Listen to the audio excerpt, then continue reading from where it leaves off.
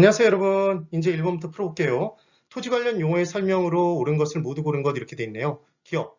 부지는 주거용지, 사업용지, 공업용지, 주상공 떴어요. 용도로 이용되고 있거나 해당 용도를 이용할 목적의 토지는 뭐였죠? 택지였죠, 택지. 그래서 기억이 X네요. 그럼 기억이 X인 순간 기억이 들어있는 1번, 2번, 5번을 지워요. 그 다음 니은. 획지는 가격 순위 비슷한 일단의 토지를 말한다 돼 있는데 볼 필요가 없었던 게 니은이 둘 다 들어있죠? 3번과 4번에. 그럼 디귿을 보는 거예요. 디귿. 표준지는 지가의 공시를 위해 가치 형성 요인이 같거나 유사하다고 인정되는 일단의 토지 중에서 선정한 토지가 맞죠. 그러니까 디귿이 5인 순간 디귿이 없는 4번, 3번을 지우면 답은 4번이 됩니다. 그 다음 리을. 후보지는 대분류 상호간에 바뀌어지고 있는 게 나왔는지 확인하시는 거예요. 택지, 농지, 임지지역 상호간에 다른 지역으로 전환되고 있대요. 맞죠? 그러니까 리을도 5가 됩니다. 답은 4번이에요.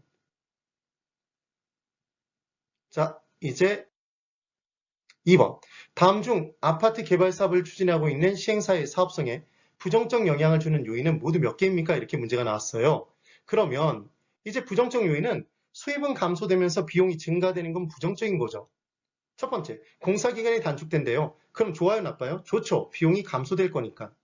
그 다음 대출 이자율의 상승, 대출 이자율이 상승되면 이자 부담이 커지니까 나빠요. 초기 분양률이 저조하면 사업성이 떨어지니까 이제 불안하죠. 나빠요. 인허가 시 용적률의 증가가 이루어지면 더 많은 일반 분양이 이루어짐에 따라 조합원의 부담이 준다고요. 좋겠네요. 매수 예정 사업 부지 가격의 하락이래요. 그럼 사업 부지 가격이 하락되면 그만큼 비용이 감소되는 거니까 좋습니다. 나쁜 건 두 개죠. 답은 2번이에요. 3번. 도시공간 구조 및 입지에 관한 설명으로 틀린 것을 골라보래요. 중요한 건 도심은 도시의 중심입니다. 도시 문제가 제일 크고 도시와 관련된 여러 가지 내용들이 가장 극심하게 나타나는 게 도심인 거죠. 심지어 도시 문제도 도심이 가장 심해요. 그래서 1번. 동심원설에 의하면 동네 버스 기억나시죠? 버제스가 만들었죠. 티넨의 고립국 이론 가지고 연결시켜서 만들었어요. 기억해 두시면 됩니다. 동네 버스는 다른 지역으로, 다른 동네로 침입한다? 그래서 중전 저 고통스러워요. 이렇게 얘기했었죠. 그래서 중심지와 가까워질수록 범죄, 빈곤 및 질병, 이게 도시 문제죠. 도심에 가까워질수록 도시 문제는 많아집니다. 1번은 O예요. 2번. 선형이론에 의하면 선호한다? 호이트가 만들었습니다, 여러분. 주택 구입 능력이 높은 고소득층은 교통망의 축에 위치하죠, 여러분. 교통망의 축에 고가 보여요. 고수층이 위치한다는 것. 반대편에 경공업 있어요. 둘러싸고 누가 살죠? 저소득층. 그때 고소득층은 저소득층과 바로 붙어 살아주지 않으니까 중소득층이 완충작용한다. 부채를 쫙 펼친 것 같은 모양으로 발전한다. 그게 부채꼴 모양으로 이때 도시가 발전하는 쐐기를 닮았다. 쐐기형으로 발전한다고 얘기하는 그게 바로 선형이론이었죠. 기억해 두시면 됩니다. 주요 간선도로 인근에 입지하는 경향이 있더라. 교통망의 축에 옵니다. 고소득층이. 그 다음 3번. 다핵심 이론은 해리스와 울만이 만들었죠. 그래서 위에 두 가지 동심원 이론과 선형 이론 두 가지를 가지고 접목시켜서 만든 거였어요.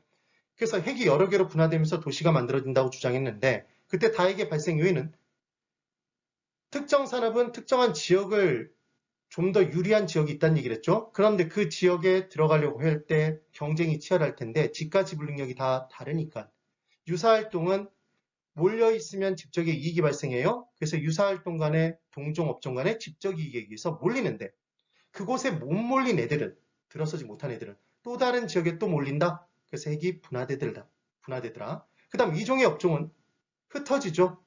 이해관계가 상반되기 때문에 이해상반 또는 분산이익, 얘를 입지적 비양립성이라고 얘기를 했습니다.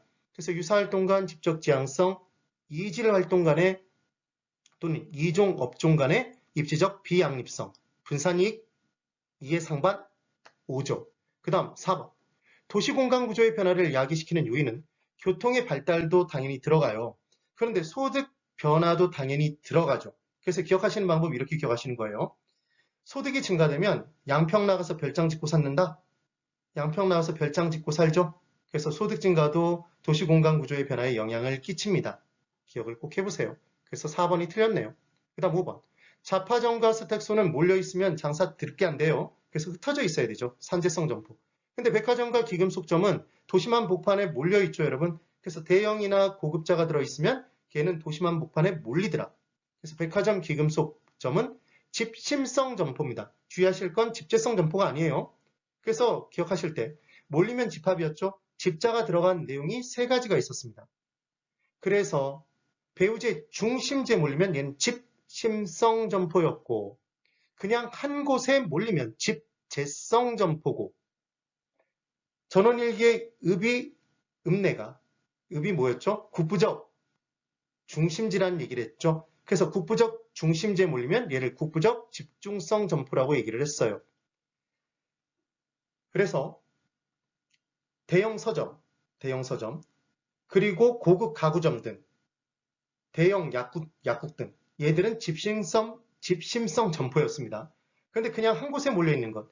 학교 옆에 서점 등 몰려있죠, 여러분? 집재성 점포. 가구점도 가구 단지가 여러 곳에 있어요. 한 곳에 몰려있죠. 집재성 점포예요. 주의를 꼭 해보셔야 돼요. 그 다음 공공기관도 공공기관. 우리 구청 있는 곳 옆에 등기소가 있습니다. 민원인의 편리함을 도모하기 위해서. 그래서 집재성 점포라는 걸 기억해 두세요. 그리고 읍내 나가면 있는 애들 농기구점, 종묘점, 씨앗. 그 다음 어촌이라면 어구점, 비료상점 이런 애들이 다 뭐다? 국부적 집중성 점포였죠. 그 다음 얘들을 제외한 나머지는 다 산재성 점포라고 기억해 두시면 돼요. 기억 꼭 해보시면 됩니다. 네, 오늘 여기까지입니다. 대단히 수고 많으셨습니다.